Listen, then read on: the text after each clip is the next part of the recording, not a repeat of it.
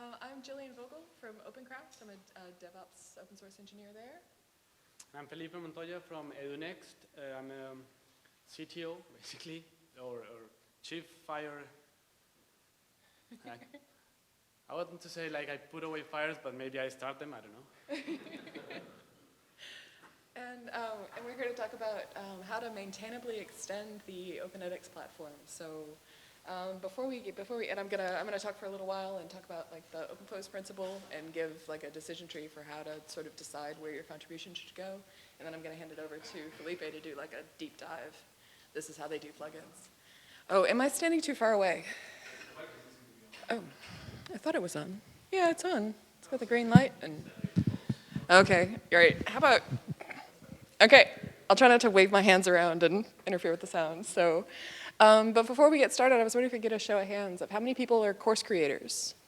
Like, yeah, a couple? And how many people are working on OpenEdX instances versus, yeah, cool. And how many people are doing course creation on edX.org? So you have like limited control over how much you can deploy there. Because that's sort of part of the decision tree of like, how you decide where your customization goes is how much control you have over the instance that you're using. So,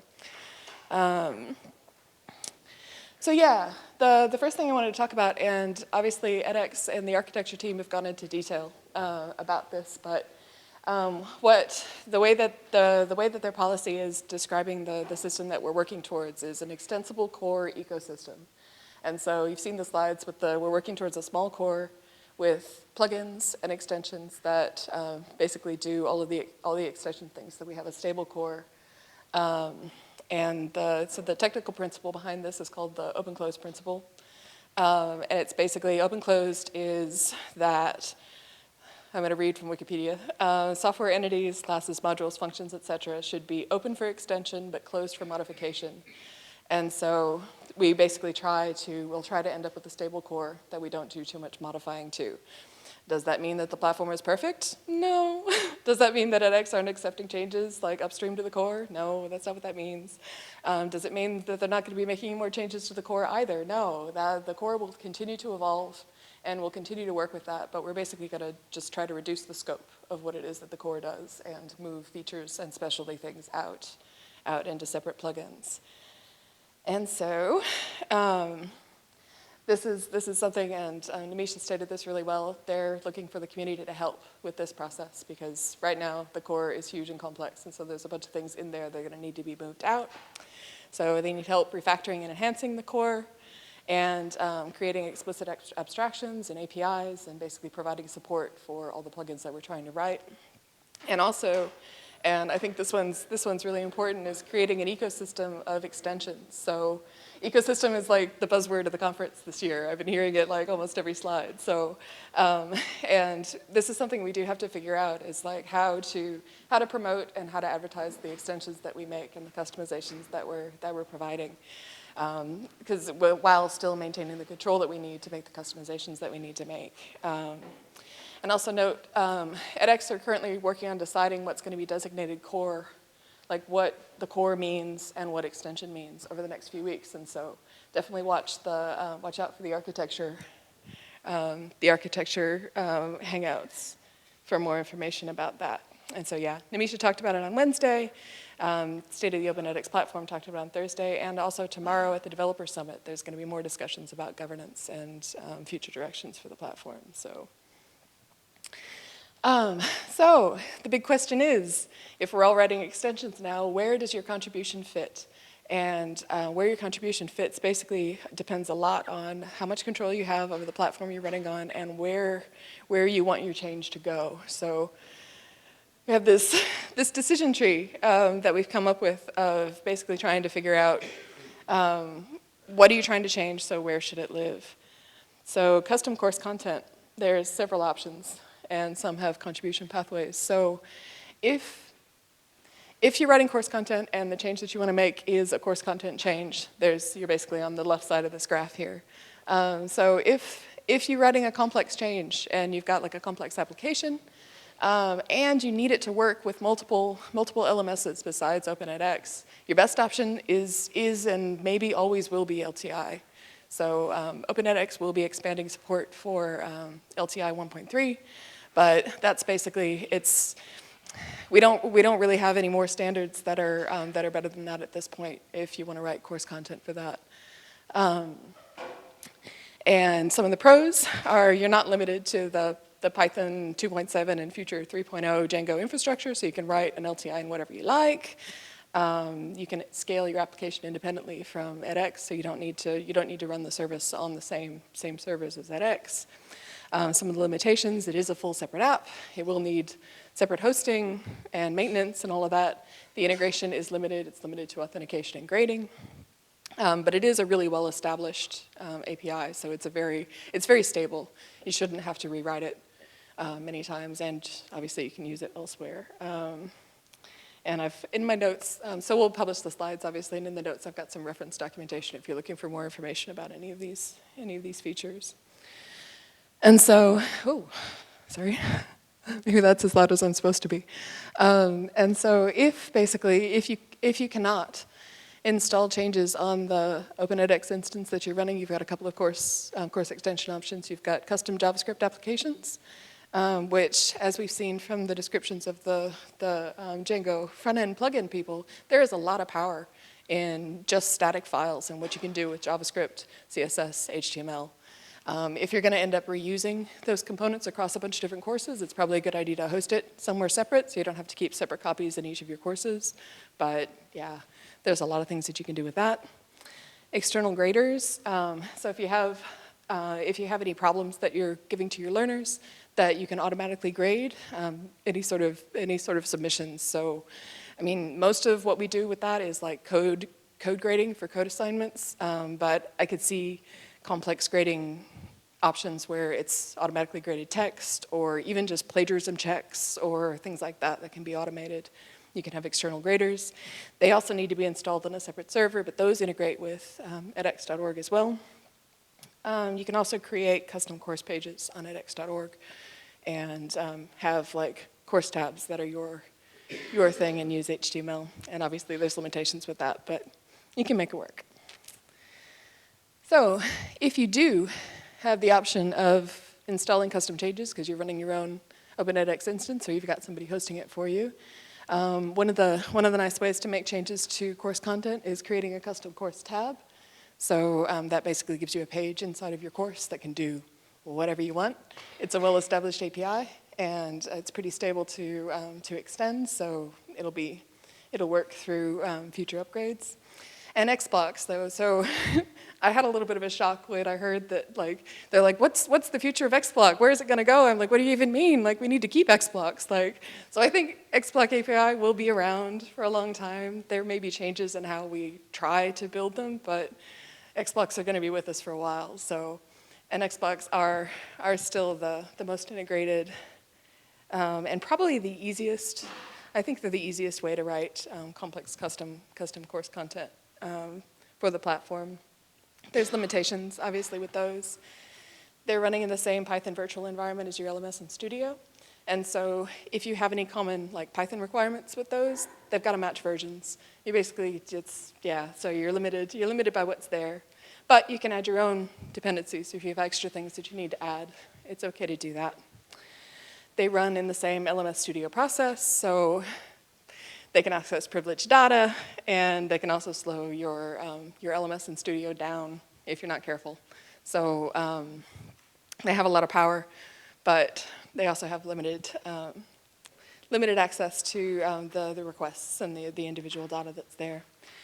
They can import and abuse internal LMS and APIs, and so we'll talk more about that with the recommendations for developing plugins as well. Basically, you want to limit your surface area with dealing with edX.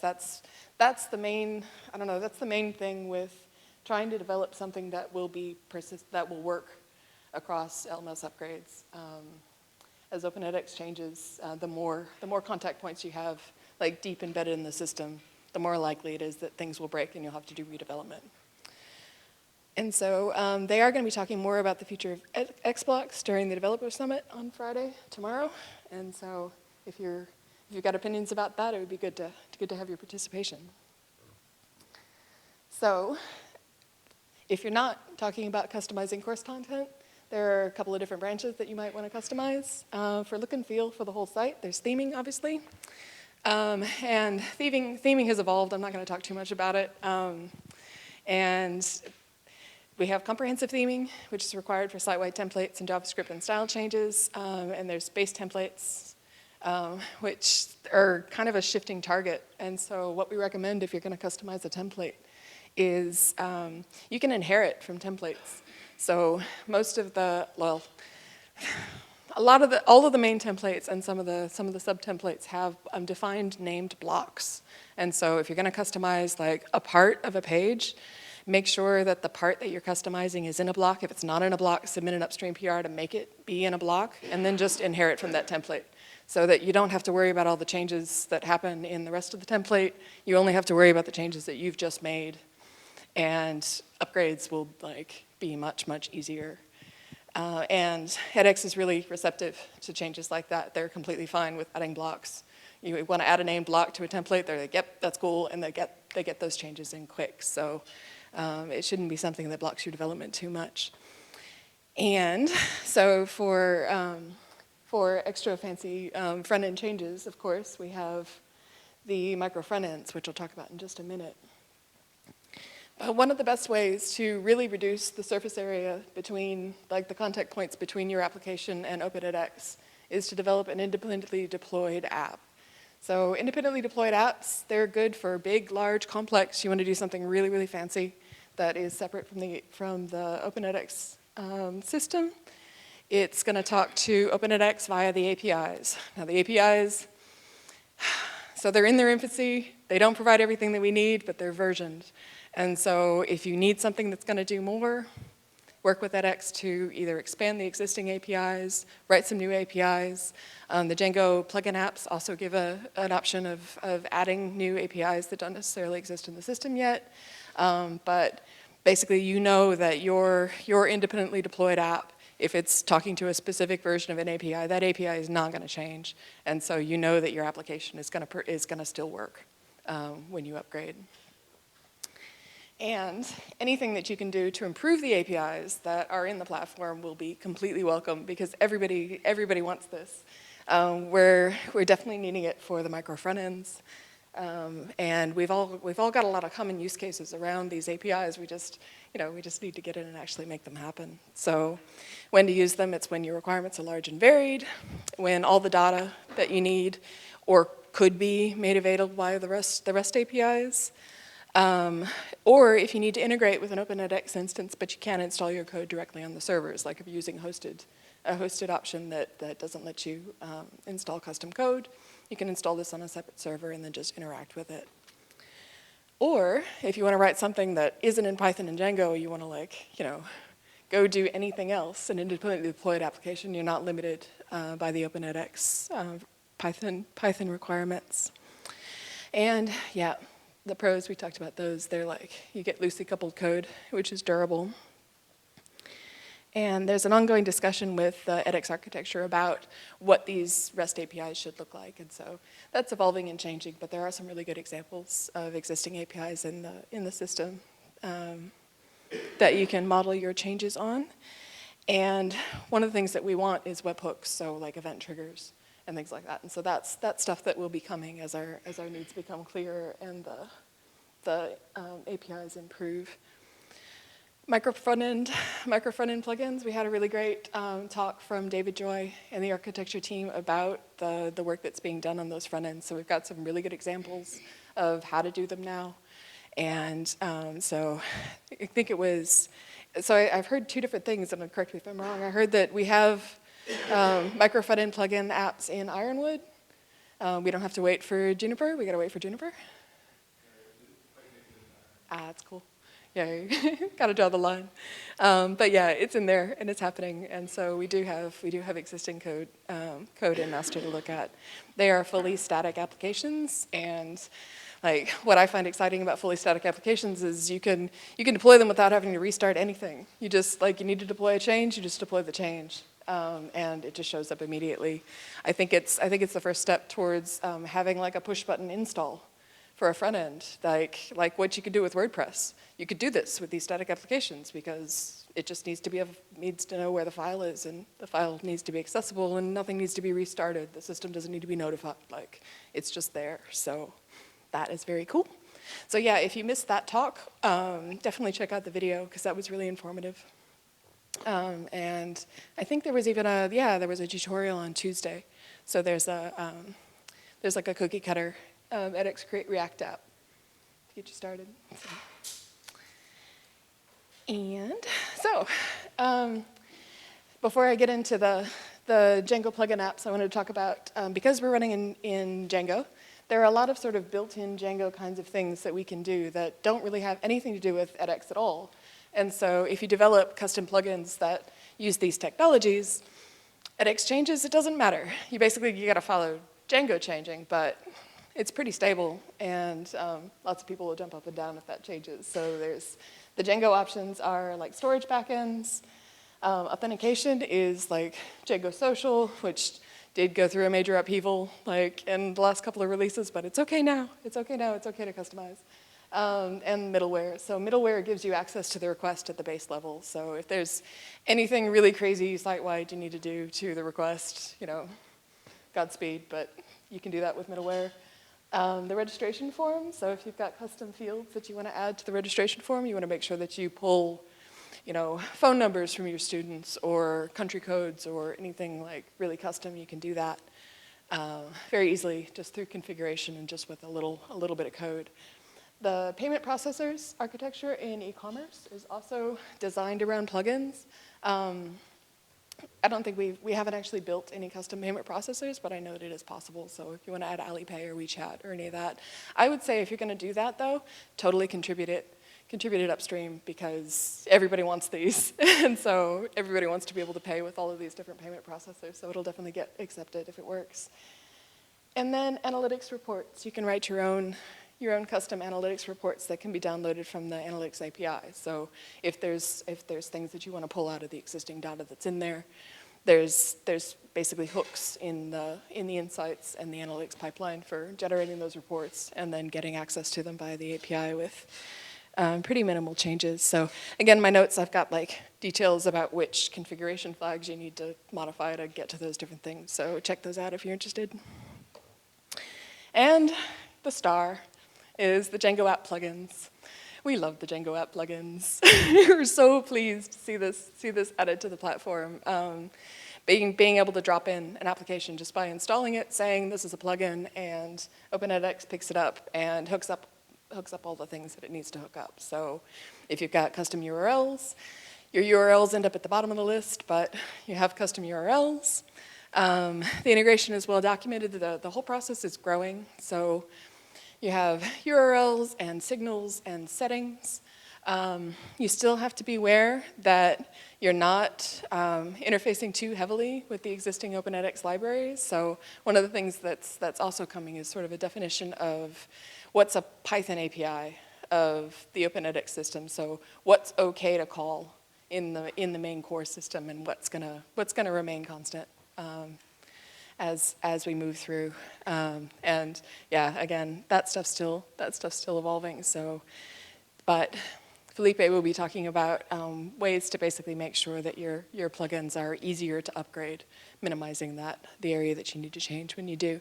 Sorry, I'm like nearly done. Yeah, and they have similar disadvantages, or at least things to watch out for when you write them. So they run inside of the same Python space as OpenEdX. So same thing with the Python requirements and dependencies. Same thing with beware if you're doing any blocking processes or really big queries or anything like that, they will slow everything down, so don't do that. And yes, and obviously that you can import and abuse the internal LMS APIs if you're not careful. So also the signals emitted are not necessarily stable. You can hook into whatever signals are in the platform right now, but they're not versioned in the same kind of way that the APIs are yet. But we're talking about that, and hopefully that will work. Integration testing is a challenge, but again, that's something that is coming. And we have some really good existing examples of Django plugins already. So the completion, those little green tick marks that you see next to when you complete problems in the LMS now, that's a Django app plugin. And there's an aggregator that also sits at the back that makes that more performant. That's another one. And Felipe's got a bunch that he's going to talk about. So.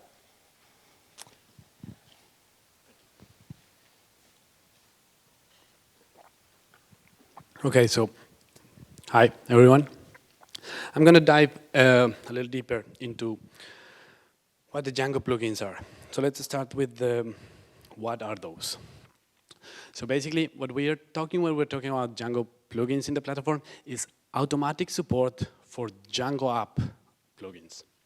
And that means this is Django. So anything that's a Django app, it's a Django app plugin. What we're doing is we're making it easy to install without having to touch the core.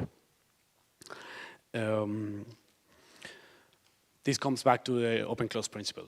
Be able to extend the platform without needing to touch the actual source code.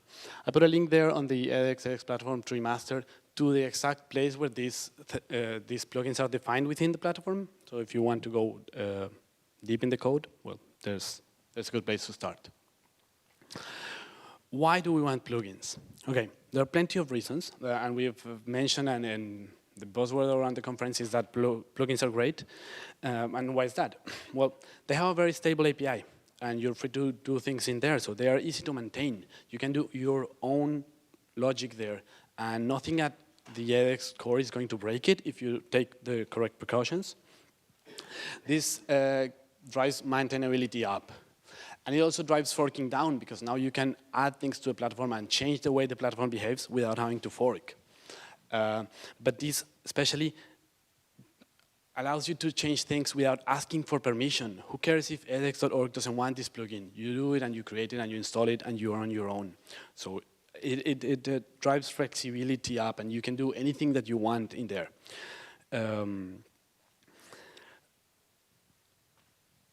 So just the freedom that it gives you. This is like an ironic thought of mine, that plugins are core to many successful projects. So you want to plug in things, and if you look at Django itself, or if you look at WordPress, this is how you do it. If you install like a vanilla WordPress, it does nothing, but once you put plugins on it, it starts to shine. It is also the way that Moodle, or that other platform that no one likes to talk about, got so big, because plugins were great and they could do almost anything with that. And for me as a service provider and many others, it creates the possibility of having a marketplace, which also drives business up, and there might be a way for that to become like a driving force of development. Now, going down into the code, because that's what I like to do, and that's what I know how to do, is the how. How do these things work? So the first step is very simple. You source your environment. You have your edX app user in anything but Tutor. I don't know how that thing works. But anywhere else, you go to your edX platform, your edX app user, source your environment, and pip install it in. That's it. Restart the process, and you're done. And that gives you basically 4 things, which I'm trying to highlight there in code, like in the code pieces that you normally see. That gives you installed apps for free. No need to change anything in the installed apps. It is automatically in. That gives you settings. So you can have plugin setting functions that allow you to change the settings or extend the settings to add your own variables there. It gives you URLs. You can extend any URL, almost any URL. We'll talk about the implications a little bit later. And it gives you signals. That's what Jill was mentioning. Now, it's running on the same virtual env, which is very delicate. I'm trying to represent that with a China vase that's very delicate. And it gives you the same capacities to act as if you were on the edX platform. So anything that you can do on the edX platform core, you can do here. But there are no restrictions, which is good or bad, depending on where you're looking at it from. So you have the same memory access. This is no sandbox. Whatever is running there, it's running there, for good or for worse. So as an operator, you need to be careful about which plugins you install in your platform, because you can't stop them. This is also not an IDA. It deploys with the same platform, the same routines that you have, so be aware of that. And it has the same dependencies, which could be great so that you don't have to manage your own dependencies, but it could also be like a limitation if you want to access something that probably breaks the edX platform main process. So there are some restrictions there. With all this power, the great problem that I see is that it's easy to run it's easy to use the wrong architectural pattern. It's easy to go overboard and make it very hard on you. So in a moment, I'll go through some of the experiences we have and the things we've learned for that. So back what it gives you. Like after it installs and it gives you for free installed app, then you have entry points, you have URLs, and you have signals. And with this, you can do a lot. We are doing it already, and we have migrated lots of our logic to this, and we are amazed by the capabilities that we have now. First of all, it gives you entry points. Those you put on your setup PI file, and you see the very common LMS Django app and CMS Django app, but there are more. I went through the code of the platform and I found 3 more. The course tab and the course tools, you kind of imagine what those are, and the block structure transformer. That's a heavy lift. That's like a window inside the heart of the content store. So you could use that. Just be careful. It also gives you URLs, which are your own modules, add your own hierarchies, add your own APIs, do what you want. Just keep in mind, it has the lowest presence in the platform. You cannot override /courses with this. It will never win on the hierarchy, on the presence of the platform URLs. And it gives you signals, which is a good way of having decouple logic from the platform. This is from the Django official documentation, and Jill mentioned that you have to be aware that not all the signals are correctly versioned and all that. Yes, that's true, but there are also different reasons why you're sending signals, and not all of them are coming from the platform itself. They might come from other plugins that you have. They might come from the Django app itself. So that's a powerful tool. I'm looking forward to see what more we can do with this. The best part of this is, as anything with plugins, you don't have to touch the core of the platform to install them. You just define which signals your plugin connects to, and then you're ready to go. So yeah, with that, have fun developing, but please do learn from our mistakes. There have been many, and we're making them public here so that you don't have to make them again. First of all, the settings. For those who were at the configuration talk yesterday, you want to have just one place where you have your defaults, and that is in the code. So my recommendation for this is use the common PI module for settings and use sensible defaults in there. I'm just putting some examples from one of the plugins that we made, but just try to keep the settings in a way that you just have one place where you're putting the defaults, and it's this one. Then for production, use the production, not the AWS, and override the settings that you're reading with the correct M tokens. Before I had to say M tokens and out tokens, but that's likely changing to just M tokens, which is great. And try to keep that in mind, like the transparency of, there will be very soon a YAML file. Make that transparently go to your plugin. You want to override any setting in your plugin, make it read from the same setting that the YAML is already being, it's already reading from. So that you don't have to go and extend and put more settings in more places. It should be already there. The AWS is deprecated, so just read from production. Take that line I just put there, copy it to your own, change AUX core for whatever your plugin name is, and that's it. You don't need to put anything else in that file. And then test, but try to keep that minimum. Like change your settings for testing only when it's needed. I mentioned their backends. That's something we will see in a moment. But you might want to define or create a specific backends for testing at some points. And that stack is completely optional. If you can, well, don't use it. Just trust on your original production settings and let that YAML file go through. That's at least my take on it.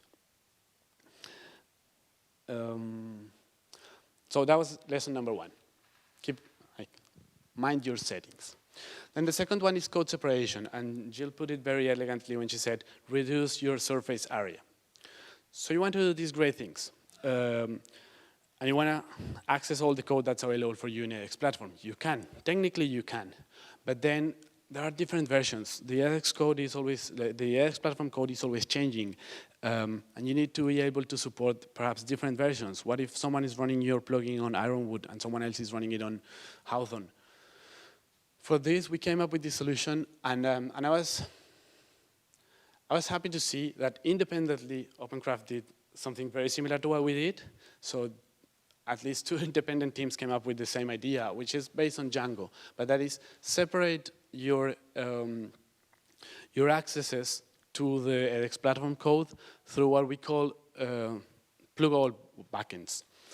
How we implemented it, and you're free to do it something else, but just keep this architectural pattern in mind, is that we create a module called the edX app wrapper, and inside of it we make these sort of functions. Get edX app user that merely reads a setting which says which backend I'm going to use for this, imports it dynamically, and executes it.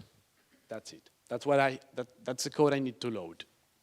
And then on that setting, I'm saying something around the lines of edX wrapper backends user HV1. And that's my way of saying users for Hawthorne, first time we implemented this. Then on that module, you go and create the function. I had get edX app user here, and then I realized the get edX app user function wasn't that pretty, so I changed it that minus to the create edX app user. But it's the same. It's the implementation of the function you just created. And in here, you go wild. You call all the edX platform code that you want, because this way you know that this code only needs to work for Hawthorne.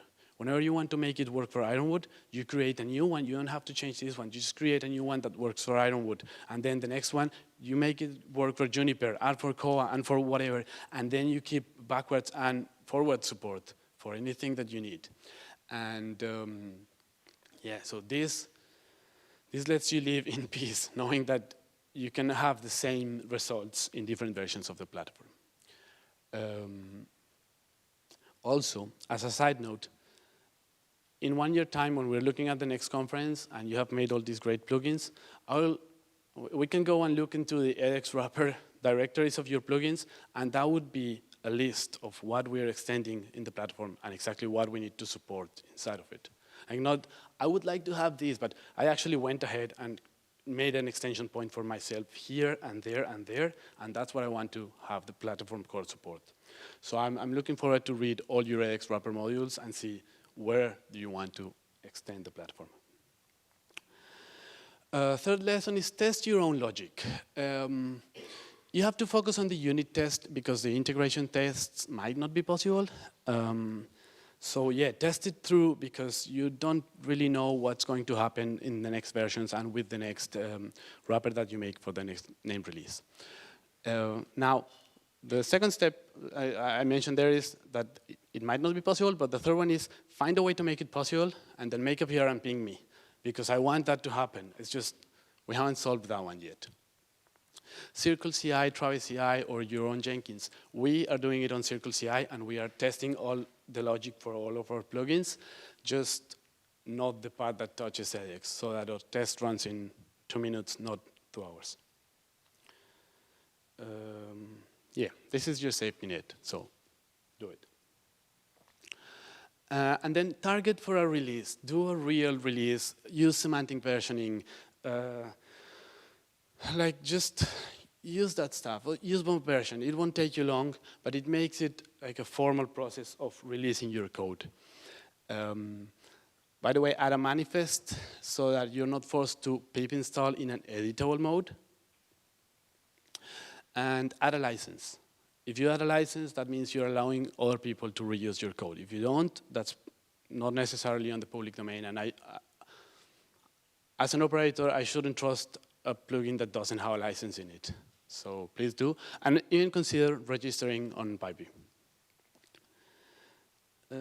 With that in mind, I just want to say this talk didn't just shine up. Like I didn't invent this stuff here. This is the conclusions that we draw from doing, at least on my team, 3 different, very extensive plugins that do. The first one here, edX core, is not very easy to see with this lighting, but that one has a bunch of APIs that allow you to manage your application from the outside. edX tenant is the one where we implemented all our multi-tenancy logic, worth having 3,000 sites on the same installation.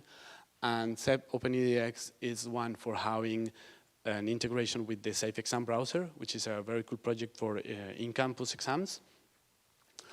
Those are the ones that I can vouch for and that I know. But I know edX completion, the green max that Jill mentioned, and OpenCraft will make another one called the OpenEDX completion aggregator.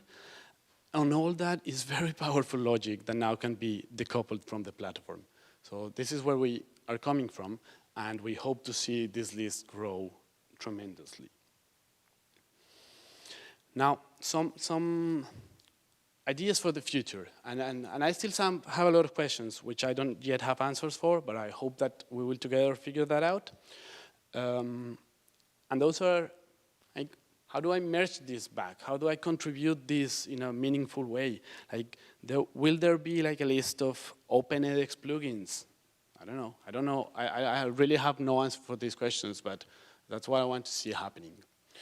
Also, how do we make this ecosystem better than the one for Xblocks, which was good, but it fell short of some expectations. So let's do it better. This is iteration 2 of the ecosystem, or maybe an extension of the first ecosystem. So how do we go beyond what we've done so far? What I mentioned about the edX wrappers, what stable Python APIs do we need? I don't like the edX wrappers. It's just my way of not losing my mind while doing that. But how do we make more of those, and how do we make it more stable and more, at the same time, extendable and maintainable? And many more. Like, what are we having transifex to support internationalization of this? Like, how is it going to look like in 1 year time? I don't know, but it looks exciting. So I'm happy that this is happening. With that in mind, I don't know if you have more questions. So if you have, we're really happy to hear them.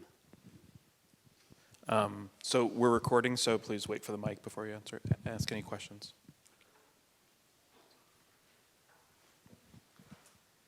I have 2 questions. One is if you want to extend edX to add something to the instructor dashboard, what would be your recommendation for that?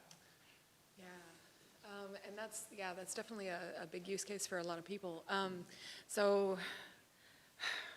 Because the instructor dashboard is its own Django app right now, and so basically the Django plugin apps that we add, they have their own URLs. I think we need something similar like what we have. I don't think there's currently a way to do it, unfortunately. I think we need something similar like what we have with course tabs, where we basically have an instructor task tab, an instructor dashboard tab. But I think that provides a pretty good model for how that could work. And I guess the other option is having an external app. If you're going to have a bunch of tools that you're providing your instructors, having an external app that you could link to, which it's not ideal, obviously. And I think you guys, and definitely Stanford they do a lot of integration of analytics into their into the instructor views of their courses. I think that's another area that would be good for that. But yeah, it's not quite there yet. And then my other, I guess it kind of fits in with Felipe's last set of questions, but as folks are developing plugins, how can we share them, raise awareness, get them out? Just as a note there, what we are doing is that we're putting them in the Confluence list for plugins, but that might not be enough. Like, I don't think anyone goes every week to that list and sees what new cool things are being passed around. I guess my question would be, like, how useful is the XBlock directory to people? That's like a wiki page where we've listed all the XBlocks that we're supporting and who's supporting them and where the repo is and how you contact people if you need changes or want changes made. Like, does anybody use that when you're looking for course content stuff? Because at the very least, we could just create a wiki page that is a list of all the plugins that we're doing. And, you know, I mean, the next step is like the marketplace idea, but I don't know, until... There might be something in between. Yeah, this is not really a technical problem, it's more about just advertising what's available, what it does, how to find out about it. And even like the process of making a lot of that stuff public encourages people to write better documentation because then they get questions, hey, what is this, what does it do, how do I use it? And so, yeah, we could definitely just start by doing that. You just create a page.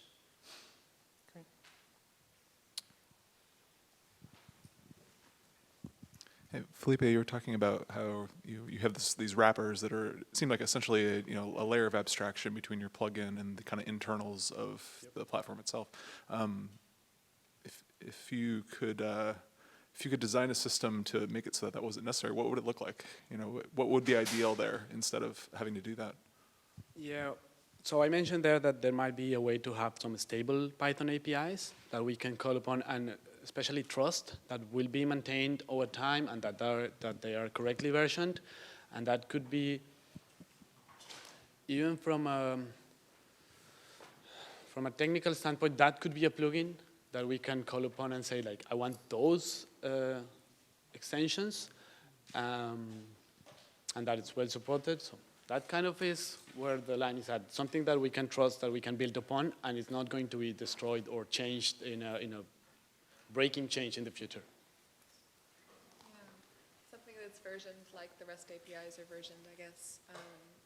Yeah, and the stuff that is actually core, like we have a lot of like the stuff that the compat part of the completion work and the work that they've done. There's a lot of common functionality that we have there. And so even just having it in one central place so we all don't have to rewrite it is useful enough. And it's basic things. It's like, yeah, give me a user, you know. Maybe we can make a plugin for that and just Yeah. keep it very stable, and we can all draw from that one. I guess what I would rather it was in the core, just because it's the integration tests and the integration, making sure that the functionality remains the same. That's the challenge. And so as soon as it's a plugin, it's now separated from the core, so it's harder to integration test. And so if we could have an area of the core that's dedicated to this Python API that's got version numbers attached to it, that would be awesome. But yeah, at least we've got it pulled apart, so it's a start. Okay, so we have about 1 more minute. If there's any more questions? No? Do you see any more? No? Okay. Thank you very much, everybody, for coming. Thank you, Jill and Felipe.